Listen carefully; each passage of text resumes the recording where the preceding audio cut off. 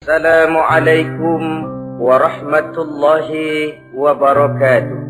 Waalaikumsalam warahmatullahi wabarakatuh. Bismillahirrahmanirrahim. Alhamdulillahi rabbil alamin.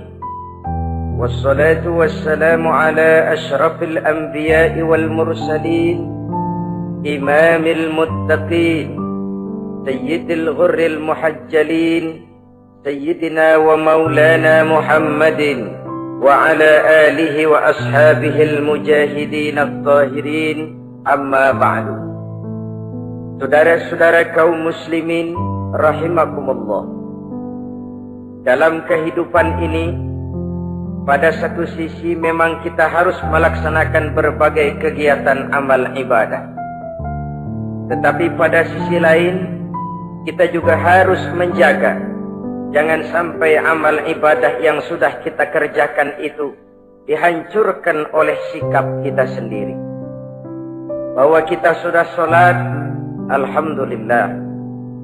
Bahwa kita sudah zakat dan memberikan sedekah, syukur. Bahwa kita sudah melaksanakan ibadah haji, thayyib. Apakah dengan demikian amal kita sudah menjadi banyak? Nanti dulu. Jangan berbangga hati dan puas diri.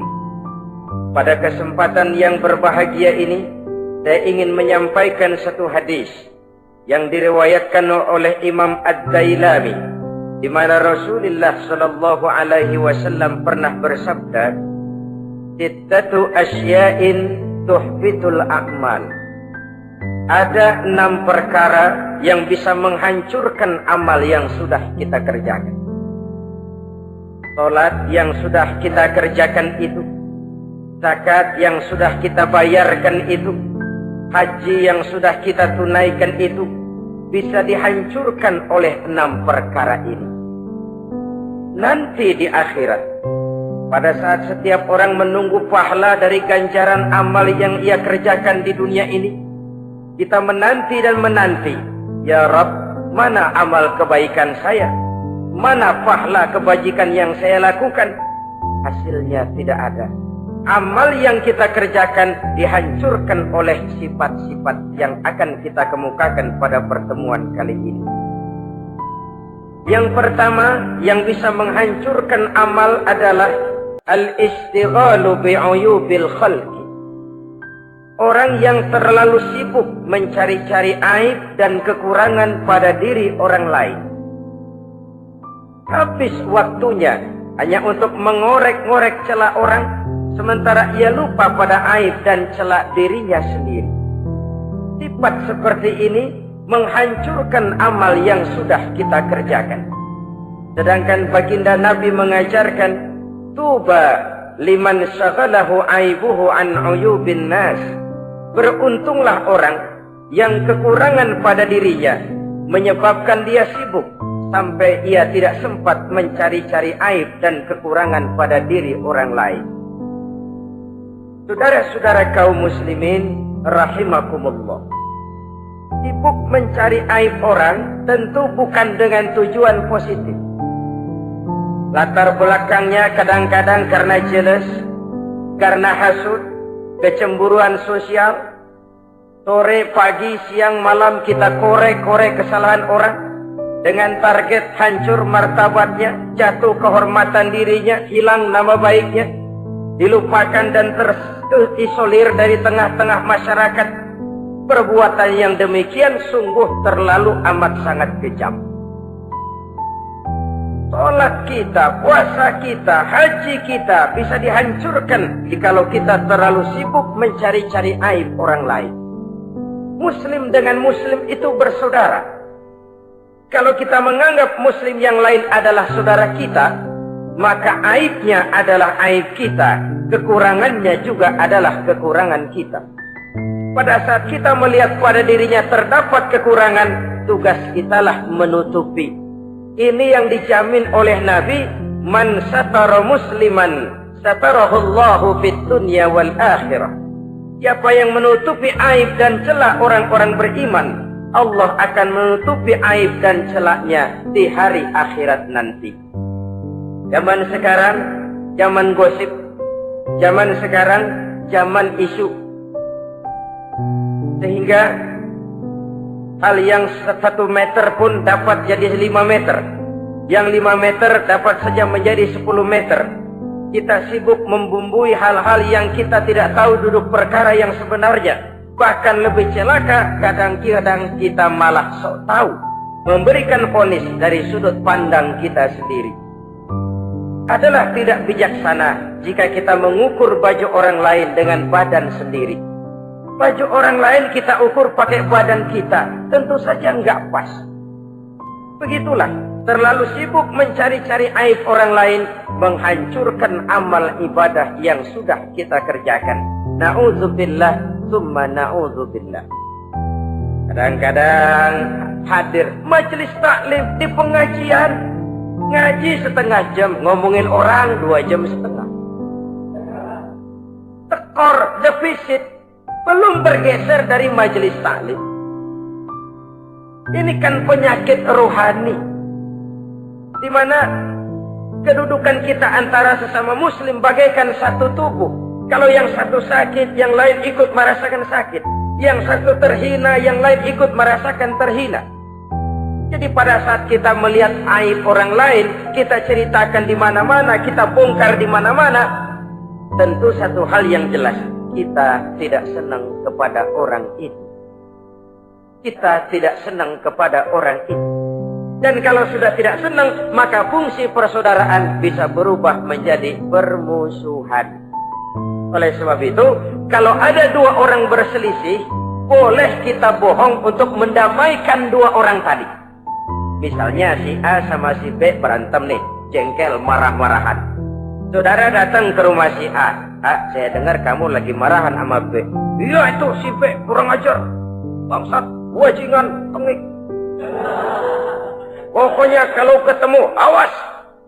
Ah, saya kira sih nggak begitu. A, tadi saya ketemu B, dia bilang malah kangen sama sampean.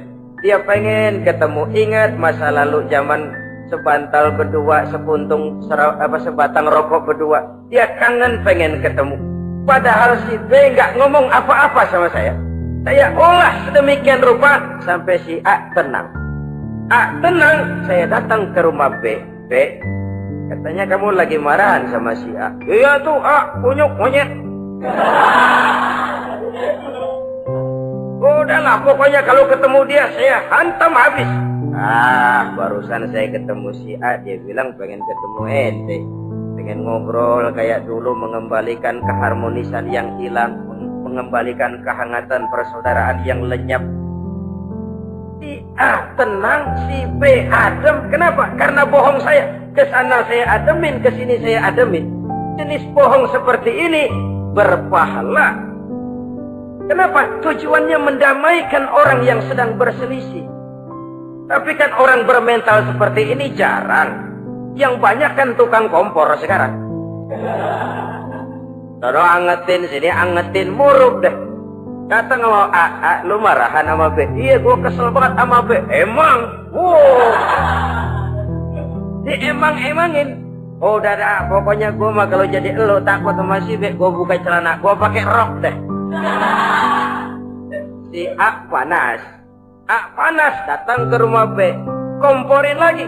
Dua-duanya panas, koslet, terjadi perkelahian. Biang iblisnya tukang kompornya. Sampai untuk mendamaikan 2 orang yang berselisih, diizinkan berdusta. Kenapa? Prinsip Islam itu Islam. Mencari jalan damai, bukan mengeruhkan suasana. Inilah realitas di tengah-tengah masyarakat. Enakan ngomporin daripada nyiramin. Enakan manasin daripada mendamaikan 2 orang yang sedang berselisih. Apalagi kalau kita punya kepentingan, main nimbrung aja kayak toge. Kagak ngerti urusan, nyampur aja nyampur. Toge kan begitu, toge ada laksa nimbrung, ada gado-gado ngikut, ada kredok masuk. Kagak ngerti juntrungan masalah, main nyampur aja nyampur. Ini kan tidak objektif namanya. Nah, mental seperti ini, wah, sholatnya khusyuk. zakat bayar, sedekah iya, tapi kalau suka cari-cari aib orang, jembreng kesalahan orang di mana-mana, sholatnya, puasanya, hajinya bisa dihancurkan oleh mental yang seperti ini.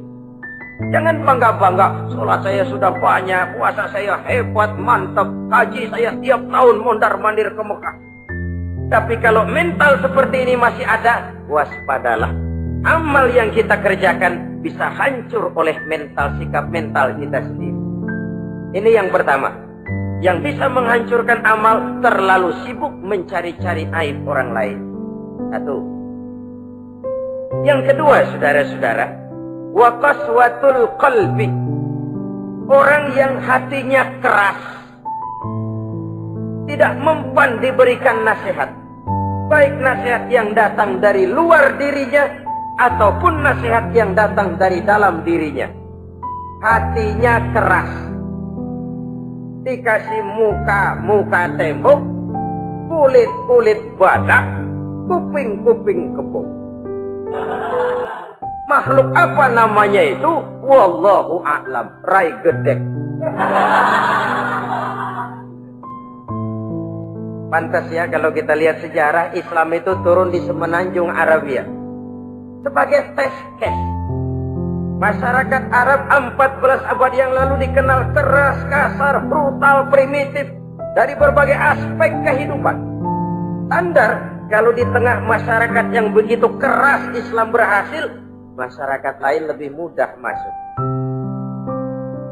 Rasulullah diutus di Cianjur lalu dakwahnya sukses, saya nggak kagum. Paling-paling datang Nabi ke Cianjur disambut dengan ramah, enggak Rasul. Ayo nama kumaha Rasul wae, ayo nama itu. Pasti aman, damai, tidak ada cerita perang. Tapi Masya Allah, turun di tengah satu struktur sosial yang keras, kasar, primitif. Menghadapi orang yang hatinya keras seperti ini, apa prinsip kebijaksanaan yang dilaksanakan oleh Rasul dalam menerapkan syariat Islam? Pertama, at-tadrij bit-tasyri'. Dalam melaksanakan syariat, prosesnya melalui tahapan. Contoh, jahiliyah dulu itu paling senang sama mabuk. Geng, teler. Oh, jahiliyah itu kalau sudah mabuk nggak cuman minum, mandi pakai arak. Mandi pakai arak. Menghadapi masyarakat yang seperti ini, apa strategi syariat Islam? Mula-mula ayat yang turun, yas'alunaka 'anil khamri wal maisir qul fihima ismun kabirun wa manafi'un linnas. Mereka bertanya kepada Muhammad tentang arak. Katakan, arak itu ada manfaatnya, tapi juga ada bahayanya. Bahayanya lebih besar daripada manfaatnya. Tidak diharamkan dulu, tidak. Cuman dikasih teler emang enak. Oh, melayang ke langit. Cuman ada bahayanya. Bahayanya lebih besar daripada manfaatnya. Dikasih gambaran, dikasih stand. Tidak diharamkan mutlak dulu, tidak. Bertahap dikit dulu. Nih. Urusannya begini nih. Ada manfaatnya, tapi ada bahayanya. Bahayanya lebih besar daripada manfaatnya. Jak rasio berpikir. Setelah tahu bahayanya lebih besar, kan dikit-dikit mulai jauh. Mulai ngurangin, jaga jarak. Setelah ada jarak, turun peringatan kedua. La taqrabus salata wa antum sukara. Jangan dekati salat kalau kamu lagi mabuk. Salat sehari semalam 5 kali. Berarti 5 kali mereka harus jaga diri. Jangan sampai mabuk. Makin jauh. Setelah jauh sekali, kira-kira tidak goyah, turun vonis. Innamal khamru wal maisir wal ansab wal azlamu rijsun min amali syaitan fajtanibu la'allakum tuflihun. Arak itu najis, kotor, perbuatan setan. Jauhi. pasti kamu akan berwudu. Baru timbul hukum haramnya. Orang udah nggak kaget. Kenapa? Pagi-pagi udah dikasih sen. Bahayanya lebih besar. Kalau sholat jangan, kalau mabuk jangan mendekati sholat. Makin jauh. Ini tahapan. Sama juga kita kan. Begitu jemprol lahirnya cuman susu. Gedean dikit pisang ambon. Gedean dikit pisang ulek. Gedean dikit nasi. Udah gede bener jengkol dijelin. Proses. Coba bayi begitu lahir kasih pisang batu, tenggeng. Gak kuat menerima, belum waktunya. Ini proses yang dilaksanakan oleh strategi syariat Islam untuk mengobati penyakit qaswatul qalbi ini, keras hati. Syariatnya bertahap, tidak drastis. Tidak kalau sudah begitu ya mesti begitu, tidak. Konsep kedua, taklilut takalif, menyedikitkan beban. Coba kita lihat seluruh konsep agama, kalau kemampuan melaksanakan perintah berkurang, stressing perintahnya ikut turun. Angkat tuh beras 100 kilo. Nggak kuat pak, 30 kilo dulu dah. Ntar balik lagi, lama-lama juga habis. Ini konsep untuk mengobati qaswatul qalbi, bertahap. Semua perintah agama itu begitu. La yukallifullahu nafsan illa wus'aha. Allah tidak memberikan beban kecuali sesuai dengan kemampuan yang dimiliki oleh seseorang. Kalau kemampuan melaksanakan perintah berkurang, stres perintahnya juga ikut menurun. Sholat wajib diri kalau mampu. Gak bisa pak sholat berdiri. Sholat dengan berbaring. Kalau mampu berbaring gak bisa pak. Pinggang kurap. Sholat pakai isyarat. Kalau mampu pakai isyarat tidak bisa. Dalam hati setiap kemampuan melaksanakan perintah berkurang, stres perintahnya juga menurun. Taklilut takalif ini juga salah satu strategi mengantisipasi kerasnya hati. Nah, konsep yang ketiga dari syariat, al-musawat bainan nas fi takalifil ahkam. Persamaan terhadap manusia di dalam berhadapan dengan hukum Allah. Kadang orang yang hatinya keras itu logikanya jalan, ngukur suasana. Gimana sih lu menggerib kagak bawa ke masjid? No, yang Pak Haji masih di perapatan. Yang Pak Haji dia sebut. Itu kan cenderung orang begitu.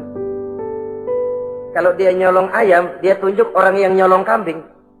Ini apologi namanya. Kenapa lo nyolong ayam? Gua lo, no, yang maling kambing urusin, gedean. Apologi. Lah kapan mau beres kalau begitu? Tidak introspeksi, tidak self-correction. Itu apologi. Untuk menutupi kelemahan diri, menunjuk kesalahan orang lain yang lebih besar. Itu kan gak jantan namanya. Apologi. Tidak ada sifat untuk memperbaiki diri sendiri. Karena kecenderungan ini ada, Islam menutupi itu. Dengan apa? Semua manusia sama dalam berhadapan dengan hukum Allah. Gak ada iri hati dalam hukum Islam ini. Sholat wajib. Bagi siapa? Yang sudah balik dan mampu. Terhadap semua strata. Jenderal wajib, kopral wajib. Apalagi hansip. Tidak ada fasilitas. Wah kamu jenderal gak apa-apa dah. Sembahyang setahun 2 kali. Idul Fitri aja sama Idul Adha. Enggak. Semua manusia sama dalam berhadapan dengan hukum Allah. Itu yang Nabi ingatkan. Orang-orang sebelum kamu dahulu hancur, umat-umat sebelum ini rusak binasa. Kenapa? Karena mereka, kalau orang kecil berbuat salah, hukum cepat-cepat ditegakkan. Tapi kalau yang besar berbuat salah, mereka diam pura-pura tidak tahu. Jadi apa ini? Yang namanya mafia peradilan bukan cuma zaman ayeuna. Sejak zaman sebelum Islam, Nabi sudah mengingatkan.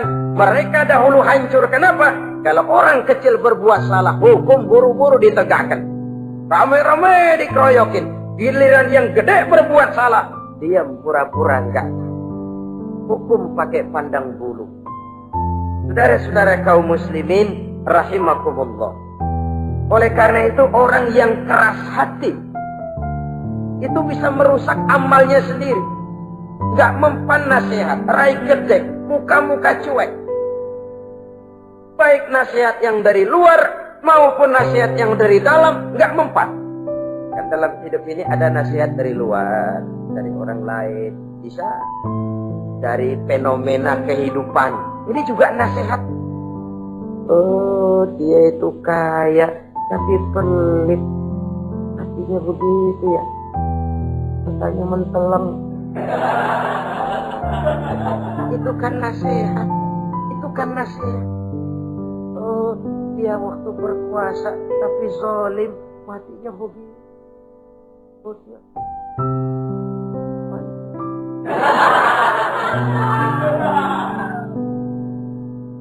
Fenomena kehidupan yang kita lihat, yang kita dengar, yang kita saksikan, itu semuanya bisa nasihat.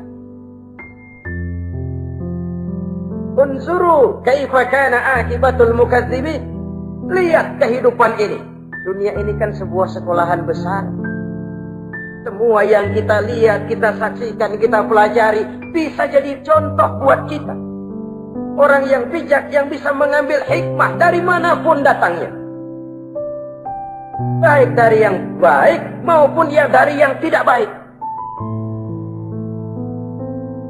Saudara-saudara kaum muslimin rahimakumullah, nasihat yang datang dari luar, dari orang atau dari fenomena kehidupan, atau nasihat yang tumbuh dari dalam diri sendiri, perubahan organisme tubuh, itu kan nasihat. Ya Allah, sekarang cantik jelita, iya sedang sweet 17-an. Rambutnya hitam, ikal berderai. Iya, semua memuji. Alisnya katanya laksana semut beriri. Dagunya bak pauh dilayang. Kalau dia senyum semua orang terpesona. Sekarang 50 tahun yang akan datang, coba senyum, kabur orang. Fenomena kehidupan. Apa yang tidak berakhir? Kenapa harus keras hati? Kita kata kita berkuasa, berapa hari kita punya jabatan? Kita kata kita kaya, berapa banyak harta kita? Kita kata kita alim, kita tahu. Apa yang kita tahu dari semesta jagat raya ini? Lalu apa yang tidak berakhir? Korun yang katanya kaya, mati itu. Fir'aun yang katanya gagah, mati. Napoleon Bonaparte, the Lion of Europe, singa daratan Eropa, mati. Saking matinya, mati.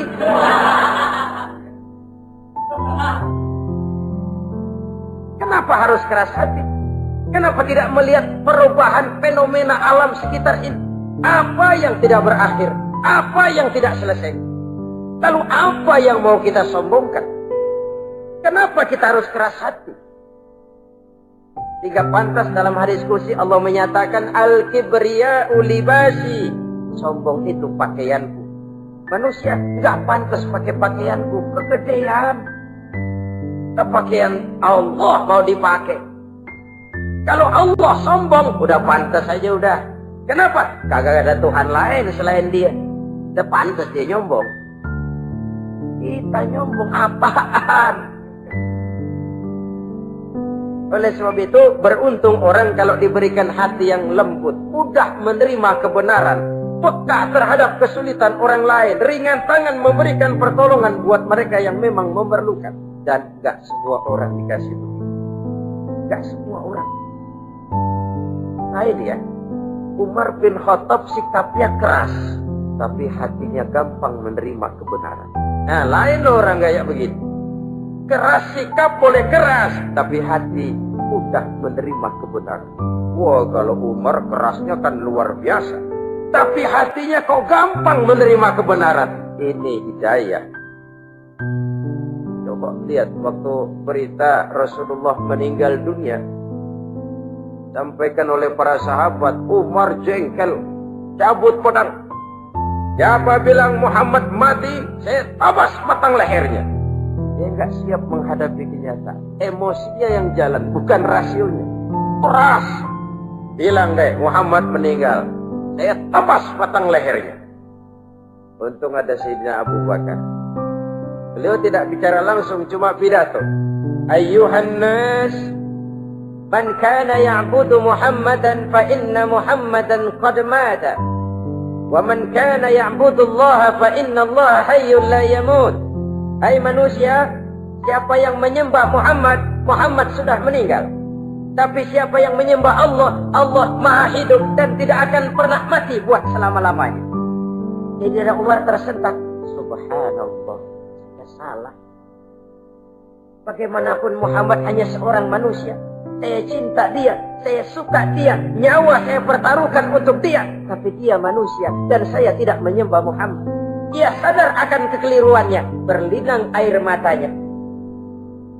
Keras sikapnya, tapi lembut hatinya. Nah, yang kayak begini, bagus. Ini udah sikap keras, hati keras, yaitu tadi.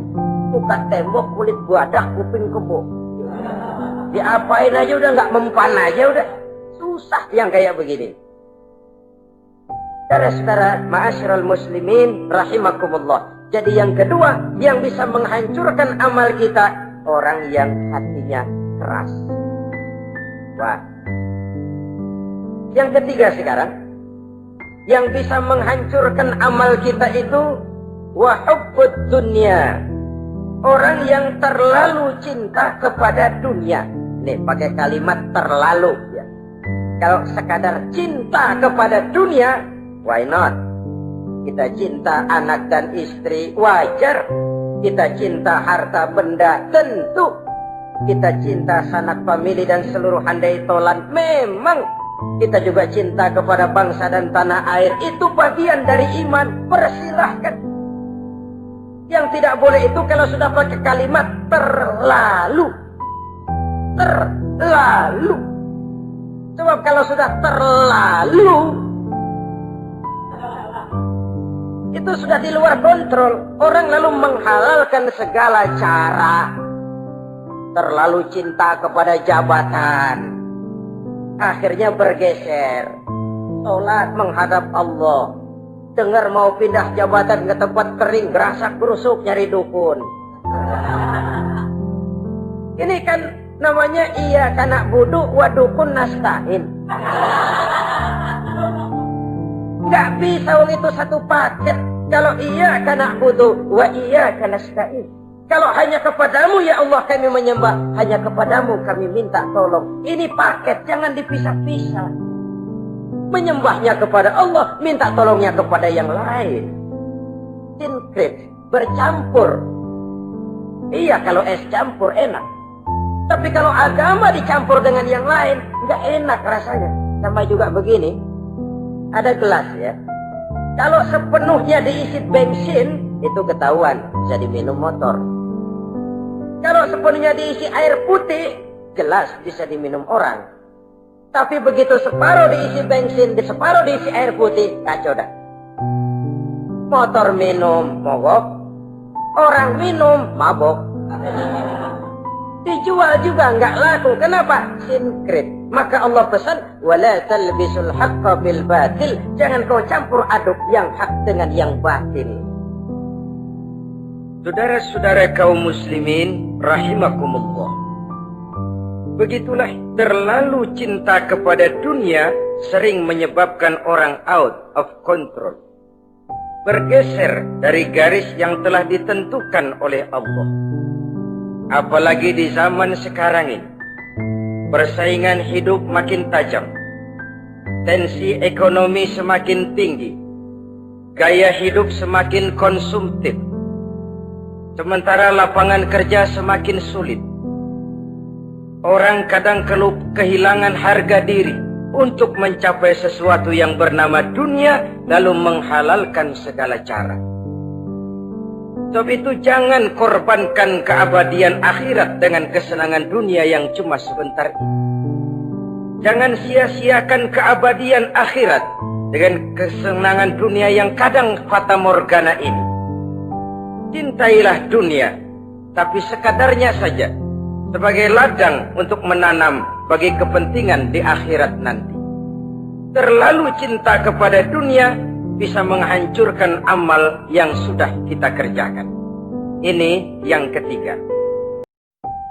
Yang keempat, waqillatul haya.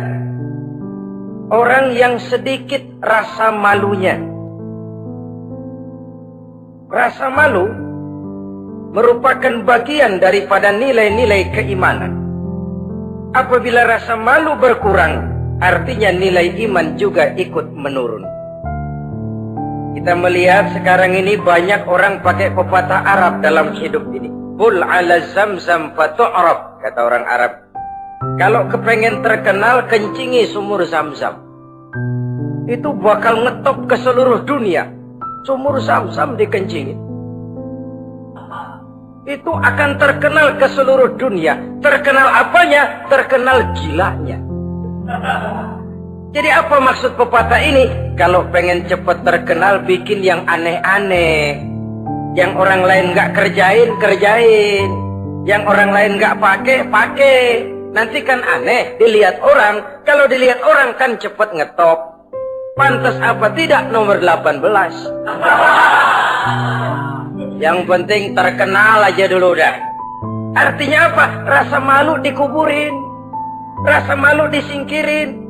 Kalau sudah sedikit rasa malu, tidak terhalang melakukan perbuatan-perbuatan yang negatif. Satu contoh. Tujuan utama diperintahkan berpakaian itu kan menutup aurat. Tapi Rasul pernah mengatakan, satu saat nanti akan muncul perempuan, nisa'un, kasiyat, ariyat, ma'ilat, mumilat, ru'usuhunna ka'asnimatil bukhtil ma'ilat.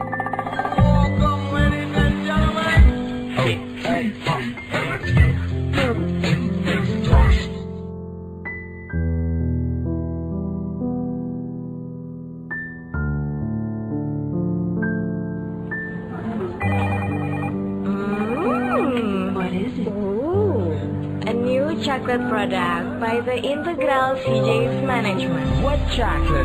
No, my girl. It's a new CJ's brand. Kepalanya ditata begitu rupa persis kayak punggung onta. Itu rambut lagu apa tahu deh. Ini kan fenomena berpakaian tapi telanjang.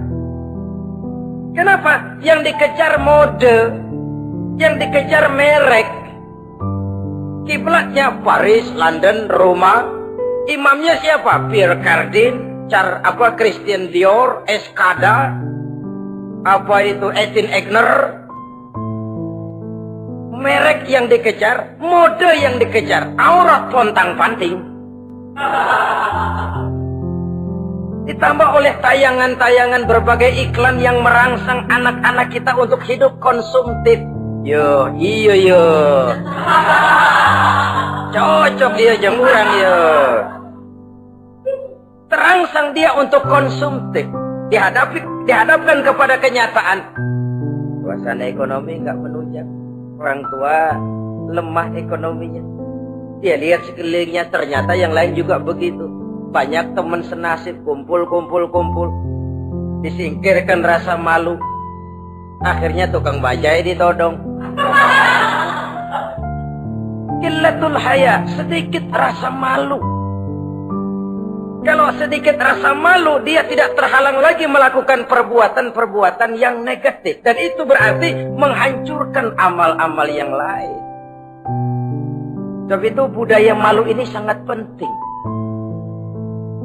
Coba kalau dia hinggap di hati seorang pejabat, pejabat yang punya rasa malu, Masya Allah, membawa manfaat yang besar buat rakyatnya.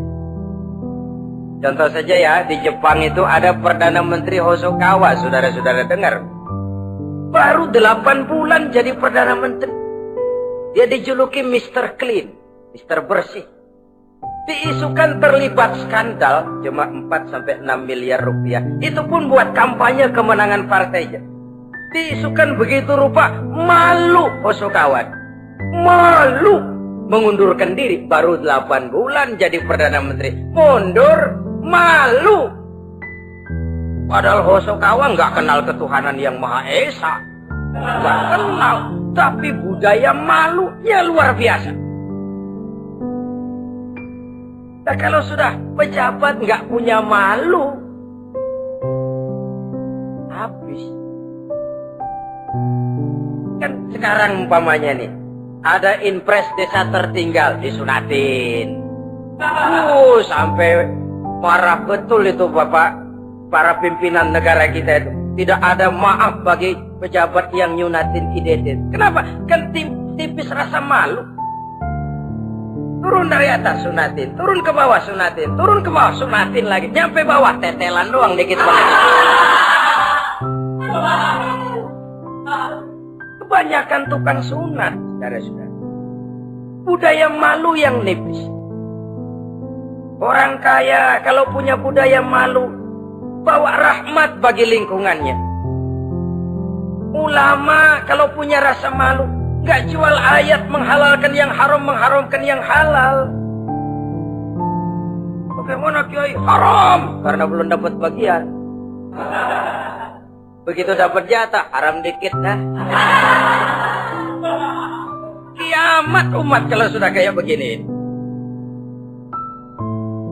Budaya malu di segala strata sekarang ini menipis. Dan itu tentu berangkat dari kualitas keimanan.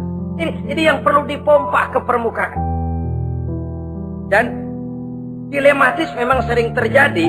Satu contoh, pada satu sisi kita menggalakkan proyek pariwisata. It's okay, kita perlu devisa. Tapi pada sisi lain kita harus menjaga nilai-nilai luhur dari budaya bangsa kita. Jangan sampai kemasukan wisata mancanegara, lalu budaya mereka yang tidak sesuai juga ikut kita serap. Boleh masuk ke Indonesia, pakaian seenaknya, dia mau udah pantas aja udah. Perempuan ayab-ayaban ke pasar pakai kutang doang, boleh, pantas aja. Bocah kita ayab-ayaban ke pasar pakai kaos kutang, perempuan mana panok melulu.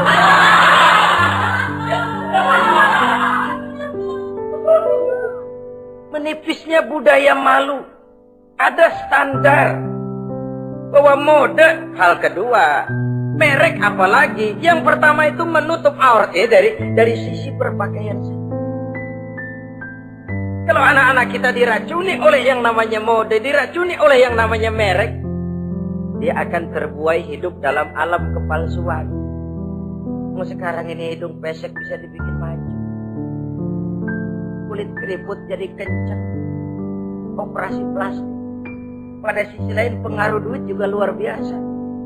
Ya aki-aki keriput kalau habis gusuran kenceng lagi. Pasaran keras lagi. Oleh sebab itu budaya malu ini perlu kita kembangkan. Supaya di semua strata sosial memiliki budaya yang namanya malu. Sederhana memang, tapi tidak semudah mengucapkannya. Sampai-sampai dijadikan taruhan al-haya'u minal iman. Rasa malu itu bagian daripada iman. Dan malu yang tertinggi, kalau sudah punya malu kepada Allah, itu puncak. Puncaknya di situ. Kalau cuma malu sama mertua, ngaling aja dikit ya kagak tahu. Kalau cuma malu kepada petugas keamanan, terlalu banyak tempat yang mereka nggak lihat. Tapi kalau sudah budaya malu kepada Allah, tidak secekal tanah pun terhalang dari pengetahuan Allah. Ini nanti juga punya pengaruh sosial. Sosial kontrol sekarang juga sudah renggang. Dulu kalau ada hal yang dianggap aib, satu kampung tahu. Malunya selebar awak. Sekarang budaya hidup sudah individualis. Tetangga mau apa kayak cuek aja udah. Akhirnya orang anteng lah, nggak apa-apa ini dah, tenang aja dah, besok begitu aja lagi. Sosial kontrol juga sudah agak renggang sekarang ini. Kalau dulu orang punya rasa sosial kontrol yang begitu dekat. Oleh sebab itu, budaya malu merupakan bagian daripada iman. Orang yang sedikit rasa malunya bisa lepas kontrol. Kalau dia sudah lepas kontrol, dia bisa melakukan hal-hal yang merusak amal perbuatannya sendiri. Oleh karena itu, pada pertemuan kali ini, saya juga mengajak, mari kita tumbuh kembangkan budaya malu. Saudara-saudara kaum muslimin rahimakumullah. Yang kelima, yang bisa menghancurkan amal kita, watulul amal. Orang yang terlalu panjang angan-angannya. Hidup dalam bayangan. Kakinya tercabut dari alam realitas. Mengharap burung terbang tinggi, tapi punai di tangan cepat-cepat dilepas. Akhirnya burung di tangan terlepas, punai juga tidak datang. Terlalu panjang angan-angan. Hidup cuma nunggu keajaiban. Yang diwiridin jikalau. Orang sudah kemana-mana, dia masih anteng jikalau, andai kata, umpama misalnya. Islam bukan agama orang pemalas yang selesai sholat lalu berpangku tangan. Ada orang yang cuma sujud saja rezekinya mengalir. Ada orang yang cuma munajat di keheningan malam, rezekinya mengucur. Ada, tapi kan bukan kelas kita. Itu kelas antara dia dengan Allah, tidak ada jarak lagi. Orang-orang yang batinnya bersih, doanya didengar, permohonannya dikabulkan, permintaannya cash. Kalau kita bisa bayang cuma nada doang, nggak mau usaha, paling banter orang undang tahlil kita.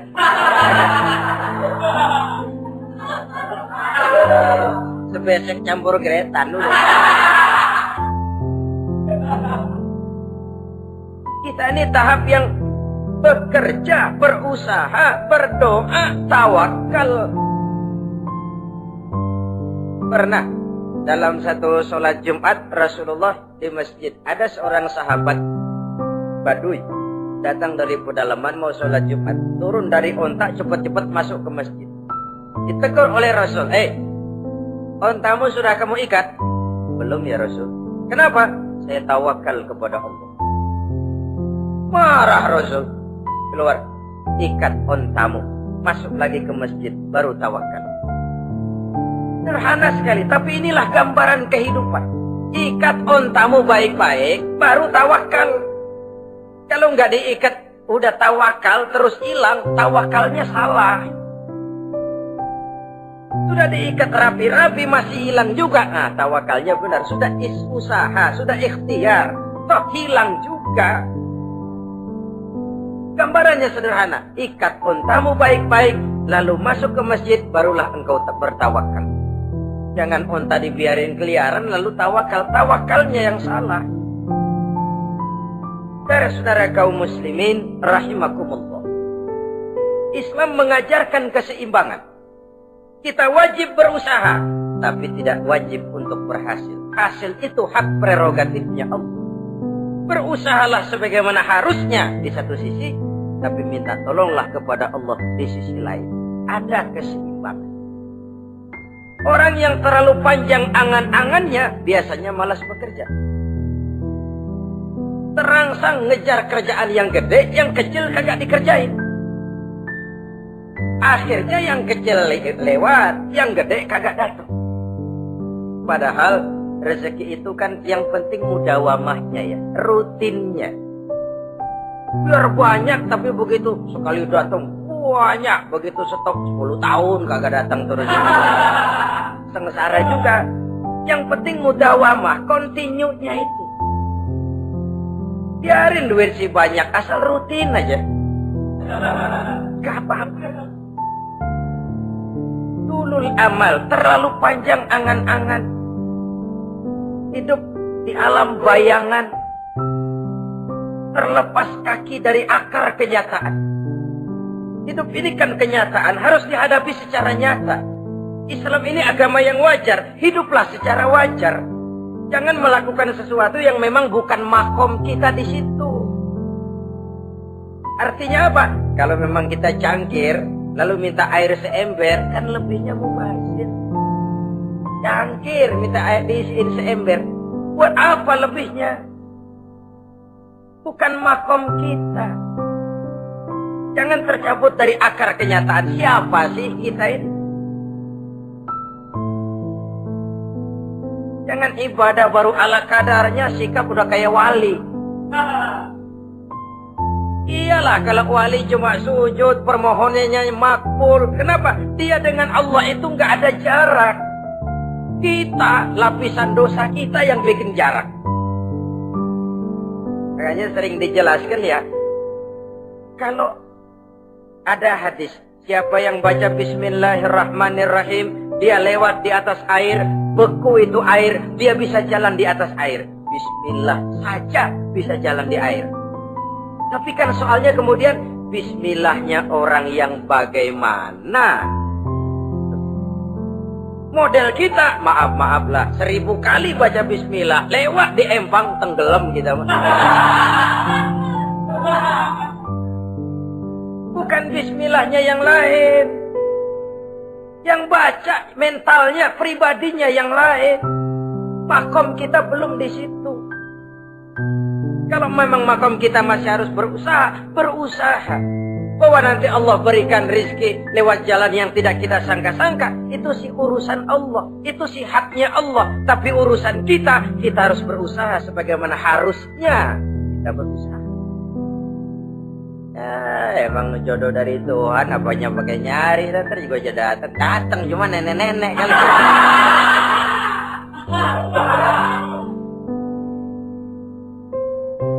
Bekerja, berusaha. Jangan terlalu panjang angan-angan. Hiduplah secara nyata, apa adanya, yang wajar-wajar saja. Tinggal di gubuk reot, hidup pakai gaya jet set. Ngagul dah. Sama merek mobil kenal banget, mobil orang-orang. Udah bukan main kalau ngomong dah. Di atas awan hidupnya. Di atas awan. Ngomong kagak ada yang kecil dah. Gak pakai juta udah, miliar, triliun. Ngerokok tetap aja ngombe.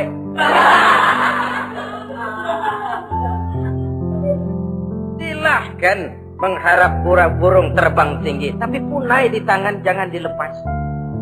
Realitas apa? Idealisme boleh terbang setinggi langit, tapi kaki tetap berpijak di alam realitas. Ayo kita ngambil contoh dari Rasulullah Shallallahu Alaihi Wasallam. Rasulullah itu kan dikasih fasilitas, tapi nggak ngandelin. Buktinya apa? Nabi hijrah ke Madinah. Itu kan manusia. Posisi kita terjepit. Ayo hijrah, berangkat. Gak ngandelin Tuhan. Pojok ini dikepung, kirim dah apaan kayak biar pada mampus nih orang ini. Enggak tuh. Enggak. Walaupun beliau punya mukjizat, tapi enggak ngandelin. Kenapa kita enggak lihat itu? Perang Uhud kalah, berlumur darah dari kakinya yang mulia itu. Kalau ngandelin mukjizat, apa pantas Nabi kakinya sampai berdarah? Apa pantas sampai kalah? Kenapa enggak rekes, sip, salabim, hancur musuh? Tidak, beliau tidak tercabut dari akar kenyataan. Beliau manusia, hidup dan berjuang secara manusiawi. Perkara Allah mau kirimkan mukjizat, itu haknya Allah. Waktu di Taif, saudara masih ingat, dilontari dengan batu, menghindar ke kebun anggur. Turun malaikat Jibril, Muhammad, innallaha amaroni an uti'ak. Allah perintahkan saya datang menemuimu di sini untuk mendengar komandomu. Sekarang apa mau kamu? Kalau mau kau orang Taif yang melontari kau dengan batu hancur, saat ini saya angkat Jabal Uhud, saya timpakan mereka biar mati semua. Bagaimana? Dalam keadaan terpojok, dilemparin batu, dikeroyokin, menghindar ke kebun anggur. Turun Jibril nawarin bantuan. Apa jawab Nabi? Jangan Jibril, jangan. Saya diutus bukan buat ngancurin orang. Saya ini rahmah bagi alam. Tapi kamu disambitin. Biarin. Saya berjuang jangka panjang Jibril. Kalau sekarang mereka ingkar, barangkali nanti anak-anaknya mau beriman. Kalau anaknya kafir lagi Muhammad, cucunya. Oh, susah Muhammad, susah. Kenapa? Bagaimana bapak begitu anak? Lalu mau kamu apa? Saya mendoakan mereka. Allahumma hdi qaumi fa innahum la ya'lamun. Ya Allah, berikan hidayah kepada mereka yang nyambitin saya, karena mereka enggak tahu. Disambitin berdarah, yang nyambitin didoakan. Pada satu sisi ini menunjukkan tingginya akhlak Nabi, pada sisi lain ini menunjukkan Nabi juga mengatur strategi secara manusia. Tidak simsalabim, tidak tercabut dari akar kenyataan. Padahal kita kalau lagi kepepet ada yang nolongin, kan demen banget. Kali mah kalau kita yang jadi Nabi tuh, disambitin orang, turun Jibril, bagaimana hancurin? Sikat Jibril dah. Habisin aja habisin. Hijrah ini usaha ikhtiar manusiawi. Perang kalah manusiawi. Putra tercinta wafat berlinang air mata manusiawi. Sakit manusiawi. Padahal punya mukjizat. Tapi nggak ngandelin. Semua nabi juga gitu. Nabi Musa dikasih tongkat. Tapi berapa kali tuh tongkat dipakai? Waktu ngelawan tukang sihir, waktu nyebrang di Lautan Merah. Itu aja. Selebihnya Nabi Musa berjuang secara manusia, berusaha. Gak mentang-mentang punya mukjizat tongkat, tiap dapat kesulitan, awas tongkat.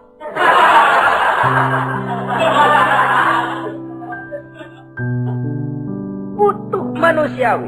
Nah, ini Rasul. Kenapa kita nggak lihat itu? Kenapa kita lalu tercabut dari akar kenyataan dan hidup dalam khayalan?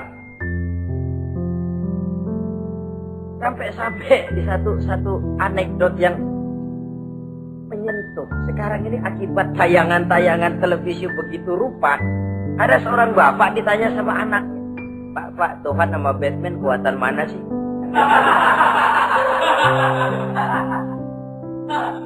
Logikanya sudah dipenuhi oleh gambaran Batman.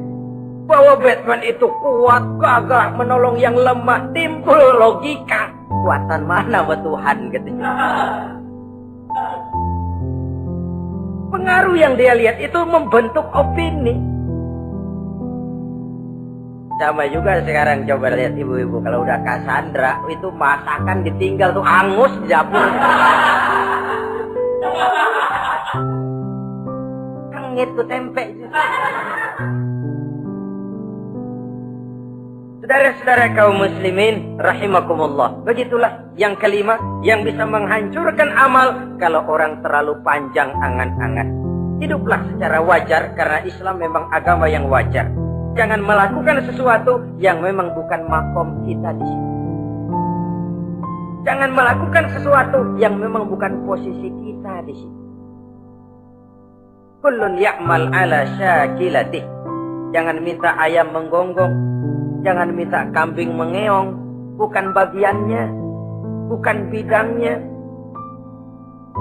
Sama juga orang ngomong apaan, mubalik kerjanya ngomong doang. Sekarang kan zaman pembangunan, mana ada mubalik ngurus irigasi. Nah, kalau mubalik ngurus irigasi, apa Lurah mau ngajar fikih? Jangan tercabut dari akar kenyataan. Toh prinsip modern saja mengajarkan the right man on the right job, the right man on the right place. Orang harus ditempatkan sesuai dengan bidangnya. Jangan tercabut dari akar kenyataan. Inilah kita dan inilah yang harus kita lakukan. Hidup ini kenyataan, hadapilah secara nyata. Perkara Allah mau membuat yang lain, itu hak prerogatif Allah, bukan urusan kita. Yang terakhir saudara, yang keenam yang bisa menghancurkan amal kita, wa zalimun la yantahi. Perbuatan zalim yang tidak sanggup dihentikan. Zalim kepada Allah, zalim kepada makhluk, atau zalim kepada diri sendiri. Ada orang zalim kepada Allah. Begini banyak nikmat yang diberikan Allah, nggak sanggup dah kita ngitungnya. Dari bangun tidur sampai tidur lagi nikmat nggak pernah berhenti. Bahkan kita tidur sendiri, sadar nggak kita waktu tidur nggak berdaya? Coba ketika kita ngorok pulas, andai kata kecoa 16 masuk ke kuping kita, siapa yang mau jagain? Siapa yang mau jagain? Nikmat. Belum pernah nikmat Allah berhenti. Begini banyak nikmat yang diberikan. Dan Allah cuma minta satu, syukuri nikmatnya. Kalau kamu syukuri, aku tambah. Kalau kamu ingkar, asal tahu saja azabku itu pedih, kata Allah. Orang yang zalim kepada Allah, orang yang tiap hari memakan nikmat Allah, tapi enggak pernah mensyukurinya. Akaltum ni'mata rabbikum walam tashkurulah. Kamu makan nikmat Tuhanmu, tapi enggak pernah kamu bersyukur kepadanya. Itu zalim kepada Allah. Bah, dalam hidup ini kan kita dikasih waktu 24 jam sehari semalam. Sehari semalam 24 jam itu Allah kan enggak minta semua. 5 waktu saja kau lapor kepada sholat. Sholat kalau bagus 10 menit kan, kalau udah sholat bagus. Kilat 5 menit kan. Kilat khusus 2 menit. Cepet dia nggak pakai perangko. Taruhlah yang menengah kita ambil 5 menit. Kalau 5 waktu, 5 kali 25, 5 kali 5 berarti 25 menit untuk lapor. Hai manusia, aku kasih kau hidup 24 jam. 25 menit kau lapor. Banyak yang berat. Padahal sisanya masih 23 jam 35 menit. Buah gambaran zalim kepada Allah. Padahal zalim kepada Allah yang rugi bukan Allah. ASEAN tidak ada yang sujud, apa Allah tekor? Apa Allah lalu berhenti jadi Tuhan? Apa Allah lalu jadi lemah? Tidak. Zalim kepada Allah artinya juga zalim kepada diri. Lalu zalim kepada sesama makhluk, kadang tidak kita sengaja. Karena itu dalam Islam tidak ada kebebasan mandiri. Ya contohnya ya, kita beli radio, terus setel di rumah kita sekeras-keras. Terus dalam hati nih, radio gue, beli gue pakai duit gue setel di rumah gue, sekeras-kerasnya. Urusan apa sama orang? Kata kita, tetangga kita kan boleh juga ngomong begitu. Mata gue, yang masuk gue tidur di kamar gue, apa suara radio lu masuk kemari? Ini kebebasan saya nyetel radio dibatasi oleh kebebasan tetangga saya yang mau tidur. Kalau saya perturutkan nafsu saya sudah zalim kepada dia. Zalim kepada orang lain. Dan yang banyak tidak kita sadari, zalim kepada diri sendiri. Membiarkan diri hanyut dalam munkarat dan tanpa ada usaha untuk menghentikannya. Tidak ada orang yang bisa mencelakakan diri kita terus-menerus kalau bukan diri kita sendiri. Tidak ada yang bisa menyelamatkan diri kita kalau bukan kemauan kita yang tinggi untuk menyelamatkannya. Allah sudah ciptakan kita dalam bentuk yang paling mulia. Fi ahsani taqwim. Dari sekian banyak makhluk yang diciptakan Allah, tidak ada yang sekomplit, seindah, secantik manusia. Ini harus dijaga. Jangan posisi yang sudah tinggi ini kita rendahkan sendiri. Fi ahsani taqwim posisi kita, tapi kita rendahkan, kita kembali asfala safilin, posisi yang paling rendah, kita zalimi diri kita sendiri. Karena itu zalim kepada Allah, zalim kepada orang lain, zalim kepada diri sendiri, akarnya sama, mendatangkan kerugian dan bisa merusak amal yang sudah kita kerjakan. Oleh karena itu, mari sama-sama kita berusaha. Pada satu sisi kita melaksanakan amal ibadah sebagaimana yang seharusnya, tapi pada sisi lain kita menjaga nilai-nilai ibadah. Jangan sampai hancur oleh perbuatan kita sendiri. Demikianlah jumpa kita kali ini. Insya Allah kita lanjutkan di lain kesempatan. Terima kasih atas segala perhatian. Mohon maaf atas segala kekurangan.